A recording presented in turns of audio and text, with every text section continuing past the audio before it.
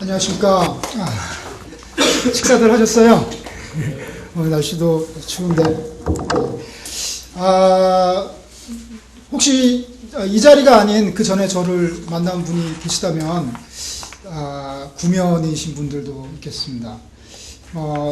왜 저 사람은 현직 느헤미야 연구위원도 아니고, 현재 그 교회의 부교육자를 하는 사람이 왜 여기 나와서 이 얘기를 하나 궁금해 하실 분이 계실지 모르겠어요. 저 사람이 그만한 자격이 있는 사람인가. 제 자랑 좀 하고 시작하도록 하겠습니다. 저는 MDB 다닐 때 한 20년 전에 20여 년 전에 유학을 가려고 유학 자료를 모으다가 그 자료가 어떻게 외부에 공유가 돼서 그게 점점점 커져서 나모스 클럽이라는 하나의 인터넷 사이트가 되었습니다. 여러분 혹시 이 중에 신학생이 계시다면 여러분 다니는 신학교의 최근에 임용되신 교수님은 그 사이트를 분명히 통해서 신학 공부를 하셨을 겁니다. 제가 이렇게 좀 과감하게 단언 드리는 이유는 그 자리에 국내에 신학 공부를 하시는, 그리고 해외에서 신학 공부를 하시는 거의 다라고 얘기하면 곤란하겠지만 상당수의 분들이 거기서 서로 신학 유학에 대한 정보를 나누고, 그리고 여러 가지 그 외에 토론도 많이 했습니다. 뭐라 그럴까요? 기독교계의 DC 인사이드라고만 할까요? 예, 뭐 1배까지는 아니고 OU 뭐 이 정도 급은 될 것 같습니다. 거기에서 제가 그 사이트를 만들고 운영하면서 내가 경험한 그런 신학교의 여러 가지 좋은 점, 나쁜 점, 그런 게 우리 학교만 있는 게 아니라 다른 학교들도 있구나, 이런 것들을 간접 체험할 수 있었고요. 그리고 지난 23년간 개인적으로 신학 공부를 학사, 그리고 석사 2개, 박사 2개, 하나는 마쳤고 하나는 하고 있고, 그런 거 국내외에서 초교파 또 교단 신학교를 공부하면서 많이 느낀 바가 컸습니다. 특별히 웨스트민스터 신학대학원 대학교에 교수로 임용되어서 3년 동안 교회사를 가르치면서 기획처장, 대외 협력, 입학관리 같은 거를 하면서 한국의 신학교가 어떻게 운영되고 있고 거기에 어떠한 대안을 만들 것인가에 대해서 다른 교수님들과 함께 고민했고 실천했고, 거기에 따른 결과, 그리고 또 한계, 그런 것도 제가 경험했습니다.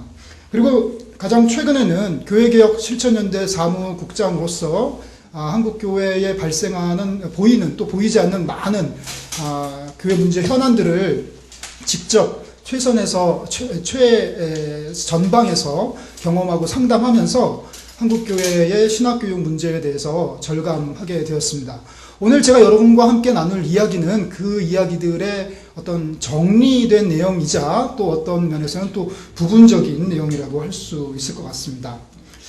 여러분 갖고 계신 자료를 함께 보면서 우리 얘기를 나누도록 하죠. 사실 한국 신학교육에 대한 문제를 제기하고 여기에 대해서 전문가들이 노력하는 대안을 제시하려는 시도는 최근의 것이 아닙니다. 2004년 12월 한국의 주요 국외교단 교단 소속 신학대학 총장들로 구성된 한국 신학교육 개선 공동협의회는 신학교육 개선 공동연구 백서라는 걸 발표하고, 한국 신학교육이 지나치게 학자 양성 중심이며 전체적으로 개론 수준의 교육에서 크게 벗어나지 않는다라고 지적한 바 있습니다.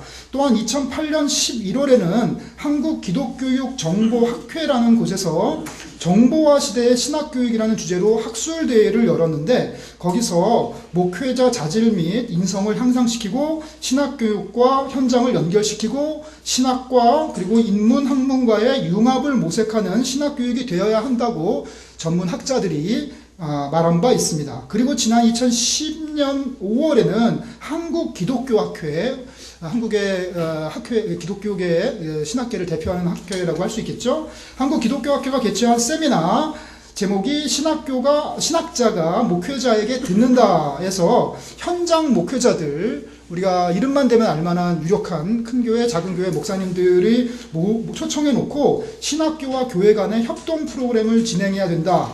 신학생을 국내외의 현장 실습 교육을 시켜야 된다. 그리고 신학적인 기초를 강화해야 된다. 학생 참여적인 강의 진행을 해야 된다. 등등의 많은 그 현장의 목사님들의 의견을 신학자들이 청취했습니다. 지금 제가 말씀드린 세 가지 경우 외에도 여러분이 인터넷을 조금만 검색해 보시면 다양한 자리에서 신학교육의 여러 문제를 논의한 그런 학자들의 연구 결과를 여러분이 찾아보실 수 있습니다. 그럼에도 불구하고 왜 나아지는 게 없는가? 제가 20년 전 신학 공부를 한창 할 때나 지금이나 왜 거기서 한 걸음도 나아지지 않는가? 그래서 신학교육이 획기적으로 발전해서 목사님들이 영적으로 더 고양되고 그리고 목회자들과 신학적인 수준이 세계적인 수준으로 향상되고 그리고 각 교회 성도들의 만족도가 극대화되고 왜 그런 일이 일어나지 않는커녕 오히려 퇴행되고 있는가? 이 전문가들이 이렇게 노력을 했는데 그 얘기를 해보려고 합니다. 그럼에도 불구하고 한국 신학교육의 획기적인 진전과 변화를 체험하지 못하는 것은 저만은 아닐 겁니다. 왜 그럴까요? 혹시 신학자들이 폭발할 것을 우려해서 신학교육 문제의 뇌관이 되는 신학교 운영 구조의 문제점을 건드리고 있지 않기 때문인 거 아닐까요? 그걸 의도적으로 또는 비의도적으로 교육 환경 문제라는 수박 겉핥기만 하고 있는 건 아닐까 하고 저는 의심해 봤습니다. 그래서 지금 이 자리에서는 최근 보도되고 있는 신학교 관련 사건 기사들을 통해서 병들어 있는 한국 신학교육의 증상을 점검하고 전반적으로 진단한 후에 마지막으로 이에 대해서 처방을 내려보고자 합니다. 이를 통해서 한국 신학교육 문제의 근간이 되는 신학교 운영 구조상의 문제와 그로 인한 폐해들을 지적하고 대안을 제시하고자 합니다. 신학교육의 문제를 파악하는 단서들을 어디서 발견할 수 있을까요? 이겁니다. 신학교육이 문제다. 그걸 어디서 발견합니까? 현재 신학교육이 문제다라는 사실을 어디서 구체적으로 발견할 수 있냐는 겁니다. MDB 졸업한 전도사가 설교를 못하나요? 이러면 신학교육에 문제가 있는 건가요? 아니면 목사님이 설교를 자기가 만들어내지만 그거 뺏기나요? 그럼 신학교육에 문제가 있는 건가요? 아니 목사님이 성적으로 금전적으로 계속 사고를 계속 치시나요? 이러면 신학교육에 문제가 있는 건가요? 이건 다 신학교 밖에서 벌어지는 일입니다. 왜 신학교의 문제를 신학교 안에서 찾아야지 신학교 바깥에 있는 교회 아니면은 어떤 연구실 이런 데서 신학교의 문제를 찾으려고 하는 거죠. 대부분의 신학교 교수들은 신학교의 문제를 신학교 바깥에서 찾습니다. 왜냐? 신학교 안에서 찾으면 자기 밥줄이 끊어지니까 그렇습니다. 자기 위에 계시는 총장님을 까야 되고 자기 위에 계시는 이사장을 건드려야 되는데 교단에 대해서 이야기해야 되는데 교단의 유력한 세력을 가지고 있는 정치 목사들에 대해서 얘기해야 되는데 그러면 어떻게 되는지 본인들이 잘 알고 있기 때문입니다. 물론 그렇게 노력을 했던 많은 교수들이 있습니다. 저는 신학교육의 문제는 신학교 안에서 찾아야 된다고 생각하고 문제가 좋은 일로 하하호호 웃으면서 터질까요? 그렇지 않습니다. 충돌하고 죄송합니다. 피가 튀고 그리고 어떤 사람의 생계가 끊기고 학생들이 학습권을 보장받지 못하는 심각한 충돌 현상으로 신학교육의 문제는 발견됩니다.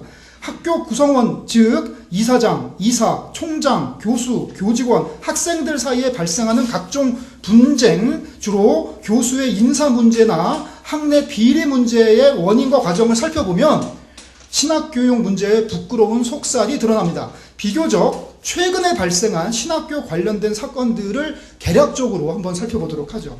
2006년부터 시작을 하겠습니다. 2006년 8월 감신대 인사위원회는 김준우 교수를 불분명한 사유로 재임용 심사에서 탈락시켰습니다. 이에 반발해서 교수, 학생, 동문들은 대책위원회를 조직해서 불합리한 학사 운영에 대해 저항하였습니다. 결국 많은 학생들의 지지를 받았지만 김 교수는 학교를 떠나야만 했습니다. 2009년 2월 부산장신대 이사회는 배현주 교수를 논문 중복 게재 및 연구비 부정 수령을 사유로 재임용을 탈락시켰습니다. 그러나 그 사유는 모함에 불과하고 절차적인 하자가 있다고 교수, 학생, 시민단체들 각계각층이 저항했고 거기에 밀려서 학교는 교수를 복직시키게 됩니다. 2010년 6월 침신대 이사회는 김인석 교수의 재임용을 부결시켰습니다. 이에 대해서 학생들은 기교수가 학력 위조와 자유주의적 신학 성향이라는 누명을 썼다고 그것 때문에 해임됐다는 의혹을 제기했습니다. 결국 이 사건은 교단 총회에서 다루어졌고 총회 조사위원회는 재임용 탈락은 공정한 결정이 아니므로 다시 처리해야 한다고 결론 지었습니다. 그러나 학교 측은 재임용 문제를 논의하지 않았습니다. 2011년 11월 협성대 신학대학 교수 10명, 참고로 교수 전원이 14명입니다. 신학대학 교수 14명 중에 10명이 불투명한 학사 운영에 의혹을 제기한 후에 학교 측의 교수 및 목사들로부터 고소당하는 사태가 발생했습니다. 그해 9월 교수 10명은 교내 연구비 수령 관련된 비리 의혹에 대해서 사죄를 촉구하고 학사행정, 과목 개설, 보직 및 강사 선정에 대한 문제점을 지적하고 쇄신 요구하는 성명서를 발표한 바 있습니다. 이렇게 성명서를 발표하고 학교 측으로부터 고소를 당한 겁니다. 2011년 8월에는 고신총회 운영위원회는 고신대 신학대학원 양락흥 교수의 저서 한국장로교회사에 대해서 교단의 정신을 왜곡했다며 폐기 처분을 내렸습니다. 그 이유는 책 내용 중 교단 설립자인 한상동 목사를 장로교 분열의 원인으로 지목했다는 것입니다. 이에 대해서 양 교수는 학문적 검토와 토론이 우선되어야 된다고 주장했습니다. 이것은 한국판 분서갱유 사태로 기록이 되고 말았습니다. 2011년부터 12년 사이에 외신대는 이사장의 전형에 항의한 이필찬, 신현우, 김근주 교수를 해임 또는 파면시켰습니다. 이에 대해서 교수들은 불복해서 교육과학기술부에 신청했는데요. 교육과학기술부는 학교 측에 해임 및 파면을 취소할 것을 명령했습니다. 그러나 학교 측은 교수들을 재차 징계하게 됩니다. 2010년 2월 총신대 김영우 이사장은 신학대학원 소속 김지찬 교수를 학부교수로 임명했습니다. 김 교수는 이를 자신이 이사장의 뇌물수수 사건과 송전탑 이전 지연에 대해 항의한 데 대한 보복 인사로 간주하고 서울중앙지법에 소송을 냈고 2010년 1월 법원은 학부로의 발령이 보복성 인사인 것을 확인하고 김 교수의 손을 들어줬습니다.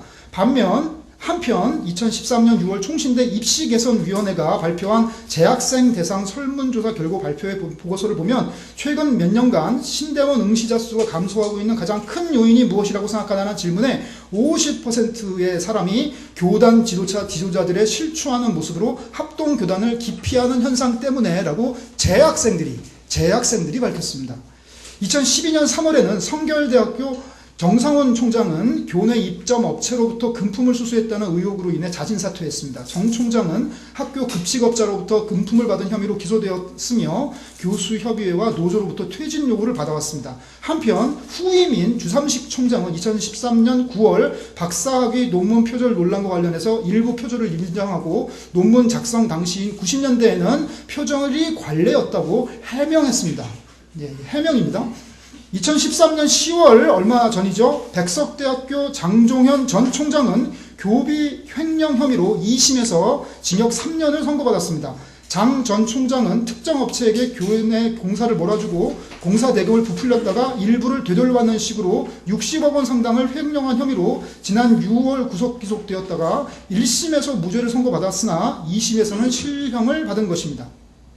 이 외에도 여러분들이 검색을 해보시면 이 내용들은 다 인터넷 검색에 나온 겁니다. 제가 어디서 캐낸 게 아닙니다. 인터넷에 다 있습니다. 여기 계신 기자님들이 다 보도하신 내용들입니다. 이상 신학교들과 관련된 일련의 사건들을 살펴보았습니다. 사실 외부에서 그 겉모습만 봐서는 본질적인 원인에 대한 깊이 있는 파악이 쉽지 않습니다. 왜냐하면 겉으로는 잘 드러나지 않는 신학교의 왜곡된 지배구조와 그로 인한 폐해가 내부에 자리 잡고 있기 때문입니다. 이상의 증상에 대해서 나름의 진단을 내려보도록 하겠습니다.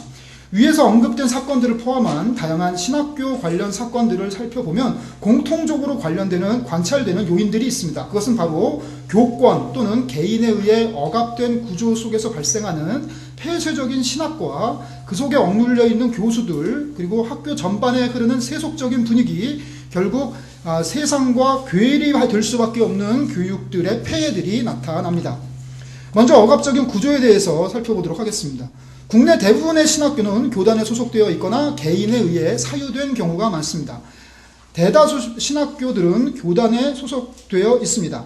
이들은 교단으로부터 지원을 받고 교단의 신학을 생산하며 교단 목회자들을 배출합니다. 그리고 어느 집단이나 그러하듯 교단에도 정치와 권력이 존재하며 이 정치와 권력은 속성상 견제받지 아니하면 반드시 타락하게 되어 있죠. 특히 교회 성장에 눈이 멀어서 공교회주의를 외면하고 개교회주의에 중독된 목회자들은 교단 정치에 대한 참여와 감시에 대체로 관심이 없습니다. 결국 돈과 권력을 따라 움직이는 교권의 속성상 신학교는 타겟이 되기 마련입니다. 수십억의 등록금이 매학기 입금되고 수많은 교수와 교직원들에 대한 인사권을 차지하고 교수 또는 이사라는 명예를 얻을 수 있는 학교와 법인은 종교 하이에나들의 좋은 먹이가 됩니다. 결국 학교 또는 법인을 차지한 교권 세력들은 전횡을 일삼으며 학내 문제를 야기시키고 이에 대해 예언자적인 자세로 문제를 제기하는 교수들에 대해서 갖가지 모함을 씌워 재임용해서 탈락시키고 맙니다. 교권 세력이 아닌 개인에 의해 사유된 경우도 이와 비슷한 과정과 결과를 맞습니다.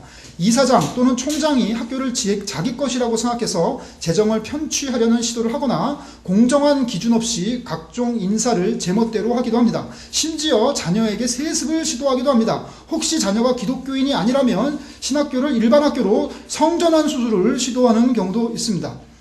만일 한국 교회가 정상적인 상태라면 교단 또는 개인에 의해 학교가 소유되더라도 크게 문제가 되지 않을 수 있습니다. 그러나 탐욕에 물든 세속주의에 의해 끌려다니는 작금의 교회 현실 속에서는 견제받지 않는 교권 세력과 개인에 의해 조종되는 신학교에서는 지금부터 말씀드릴 다양한 폐해들이 연쇄적으로 발생하게 됩니다. 첫 번째는, 두 번째 말씀드릴 것은 폐쇄적인 신학입니다. 교단에 의해 소유된 신학교에서는 그 교단의 신학만을 가르치는 것이 현실입니다. 물론 교단 신학교에서 교단 신학을 가르치는 것은 당연합니다. 하지만 교단 신학만 가르치는 것은 당연하지 않습니다. 장로교 신학교 출신은 존 웨슬리를 읽어본 바 없고 감리교 신학교 졸업자는 장깔뱅에 대해 잘 알지 못합니다. 간신히 아는 것이 있다면 그것은 상대를 폄하하는 내용일 뿐인 경우가 많습니다. 또한 자기 교단의 교리를 합리화하고 타 교단의 그것을 공격하는 경우가 많습니다. 객관적 자세로 주체적으로 판단하고 학습하기보다는 교조적인 분위기가 만연합니다. 자기 신학에 갇힌 교단 신학교에서 배운 교회사는 거의 자기 교단의 역사입니다. 이런 학교의 졸업생은 자기 교단 신학만 아는 대단히 편협하고 어리석은 목사가 될 가능성이 농후합니다. 왜냐하면 커리큘럼 자체가 자기 교단을 위해 구성되어 있으며 타 교단과의 호환성이 부족하기 때문입니다. 신학이 아닌 교단 신학을 공부하는 것입니다. 결국 교단 소유의 지배구조로 인해 자기 정체성의 결국 교단 소유의 지배구조로 인해 자기 정체성에 뿌리 박으면서도 자기 편향성으로부터 자유롭게 신학을 배우고 가르칠 수 있는 학교가 많지 않은 것이 현실입니다. 또 다른 문제는 억눌린 교수들입니다. 사실 폐쇄적인 신학 풍토에 의한 최대 피해자는 교수들입니다. 해외에서 오랜 시간 공들여 배워온 신학이 아닌 그 교단 신학을 가르치겠다고 다짐하지 않으면 한국에서 신학 교수로 살아남기는 쉽지 않습니다. 소신껏 강의하고 연구실로 들어오자마자 윗분의 호출을 받는 경우가 있습니다. 교단 신학에 충실한 학생의 투철한 신고 정신 때문입니다. 이런 고압적인 분위기 속에서 교수들은 위축될 수밖에 없습니다. 그래서 살아남으려고 적극적으로 자기 변절의 길을 택하는 이들도 많습니다. 교단 실세 목사들의 눈치를 보고 기생하는 교수들도 있습니다. 이사장과 이사들과 총장에게 아부하고 동료 교수를 고발하며 교수 사회를 혼탁하게 하는 미꾸라지들도 있습니다.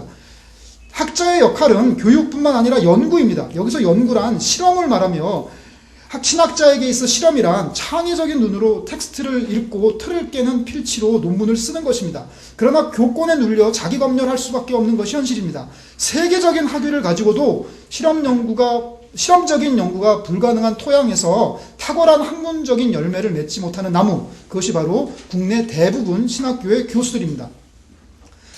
네 번째는 세속적인 풍토입니다. 학문적 양심과 창의력이 사라진 신학교에 남은 것은 결국 성공에 대한 욕망입니다.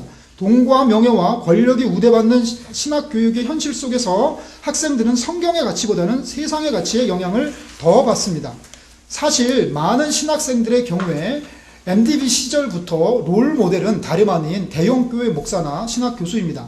사명이라는 이름으로 포장된 껍데기를 벗겨내고 나면 거기 또아리를 트고 앉아있는 놈은 기독교계에서 성장과 번영을 향한 탐욕이라는 이름의 구렁이인 경우가 허다합니다.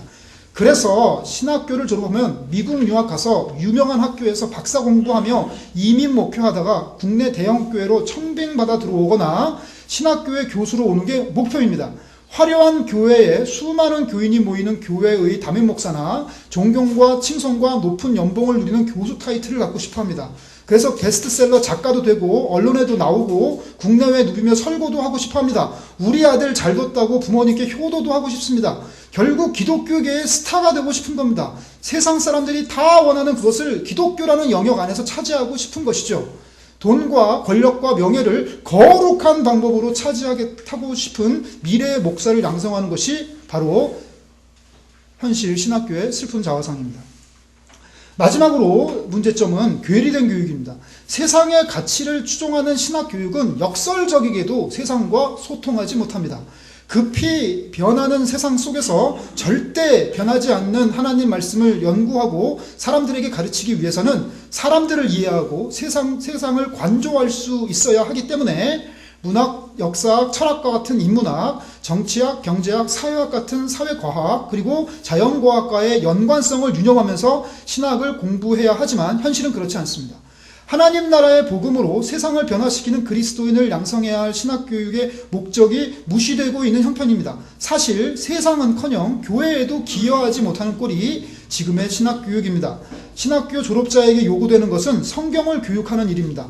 성경 본문의 뜻을 이해하고 이를 설교자 또는 교육 담당 교육자로서 교인들에게 가르치는 임무를 갖게 되지만 신학교에서 성경에 대한 신학자들의 주장은 배워봤지만 성경 본문에 대해서 주회하는 일은 거의 안 해봤고 기독교 교육 관련해서는 대충 훑은 정도이기 때문에 졸업한 후에 기억나는 게 별로 없습니다.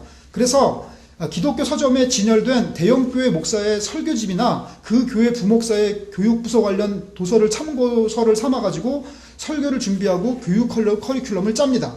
사회와 교회에 괴리된 신학교육이 진행되는 것이 지금의 현실인 것입니다. 제가 길게 하지 않기 위해서 알람을 맞춰놨는데 정확히 울리네요. 마지막으로 나름의 처방을 내려보겠습니다. 이상의 증상에 대한 처방이 요구됩니다. 이것은 대안적인 신학교육입니다. 교단이나 개인이 아닌 교수와 학생이 주인이 되는 학교, 특정 신학에 갇히지 않는 초교파 복음주의 신학, 교권에 눌리지 않는 양심 있는 예언자적인 교수진, 세속의 가치에 물들지 않고 십자가의 도를 따르는 학업 풍토, 세상과 괴리되지 않고 소통하며 이를 변화시키는 교육이 바로 그것입니다. 첫째로 지배구조가 변해야 됩니다. 교단 신학교이더라도 교권 세력이 판치지 못하도록 해야 하며 사실상 개인 소유의 학교라면 그에 대한 견제장치가 있어야 됩니다. 말처럼 쉽지 않습니다. 그렇기 때문에 교단 또는 개인이 주인되지 않도록 근본적인 조치가 필요합니다. 그것은 가르치는 자와 배우는 자가 주체적으로 학교를 운영하는 신학교가 기대됩니다. 교수, 학생이 주인되는 학교, 그것이 예수 그리스도가 주인되는 학교일 가능성이 더 높다고 저는 생각합니다. 둘째로 성경의 권위 안에서 자유롭게 소통하는 개방적인 초교파 복음주의 신학교가 요구됩니다. 교회의 역사 속에 면면이 이어온 보편적인 복음주의 유산을 중심에 두고 급진적인 신학과 근본주의적인 신학을 유연하게 넘나들 수 있어야 됩니다. 특정 교파에 매이지 않고 교조적인 자세를 배제하고 포용적인 입장을 견지하며 유구한 교회 전통을 폭넓게 학습할 수 있어야 합니다. 셋째로 양심 있고 창의적인 교수들에게 배워야 합니다. 어떤 외압에도 학자적 양심을 지켜내는 선생을 발견해야 됩니다. 편견과 금기를 깨뜨리고 정직한 질문에 대해 정직한 대답이 오가는 유쾌한 강의실을 만들어야 됩니다. 실험자의 마인드로 창의적인 사고를 논문으로 구현해내는 연구실이 되어야 됩니다. 그럴 때 세계적으로 인정받는 수준의 학문적인 결과가 나올 수 있다고 봅니다. 신학교에서 만나기 힘든 일반 학계의 대가들을 초청해서 강단을 내어줄 수 있는 자신감 있는 교수면 좋겠습니다. 넷째로 학교 전체적으로 성공의 길이 아닌 고난의 길을 향한 묵상의 향기가 자욱했으면 좋겠습니다. 세속적 성공이 아닌 십자가의 길을 가는 자들의 공동체가 되어야겠습니다. 이를 위해서 살아있는 영성의 예배를 드리는 채플이어야겠습니다. 우리나라에도 신학생들이 자발적으로 즐거이 참석하는 채플이 있는 신학교가 하나쯤은 필요하지 않겠습니까? 그 얘기는 없다는 겁니다. 또한 낮디 낮은 예수의 길을 가는 선배 목회자들과 교류하는 멘토링과 좁디 좁은 구원의 길을 걷는 다양한 사역지를 경험하는 인턴십이 필요합니다. 교회뿐만 아니라 NGO나 공동체 같은 다양한 곳에서 목회를 배울 수 있어야 하겠습니다. 다섯째로 세상과 소통하며 사회를 변화시키는 교육이 되어야겠습니다. 그러려면 인문학, 사회과학, 자연과학에 대한 교육이 병행되어야 됩니다. 이를 위해 전통적인 신학교육의 틀을 과감히 탈피할 필요도 있습니다. 세상을 변화시키는 선교사들을 양성하여 그들로 하여금 희년의 정신으로 삶의 전 영역에서 그리스도의 주되심을 선포하도록 가르쳐야 합니다. 이를 위해서 교회가 세상을 변화시키는 공동체로서 제 역할을 다하도록, 그리고 교회를 섬기고 봉사하는 자를 양육해야 됩니다. 교회를 말씀의 반석에 세우기 위해 성경 중심의 교육을 통해 하나님 말씀을 알고 실천하는 자를 키워내야겠습니다. 여기까지 많은 분들이 공감합니다. 그러나 공감만 합니다. 불평만 합니다. 신학교육 이러면 안 되는데 이렇게 되는데 누구나 다 합니다. 모르는 사람 없습니다. 불평만 합니다. 이제 불평은 그만입니다. 대안을 말할 때입니다. 대안을 말할 때가 아니라 대안을 실천할 때입니다. 누군가는 고양이 목에 방울을 달아야 합니다. 누군가는 위험을 감수하고 자기 기득권을 내려놓고 이 길을 가야 합니다. 이런 책이 있죠. 자네 정말 그 길을 가려나. 이런 노래가 있습니다. 너의 가는 길에 주의 평강 있으라. 이상입니다. 교회와 사회를 변화시키는 실천. 기독연구원 느헤미야.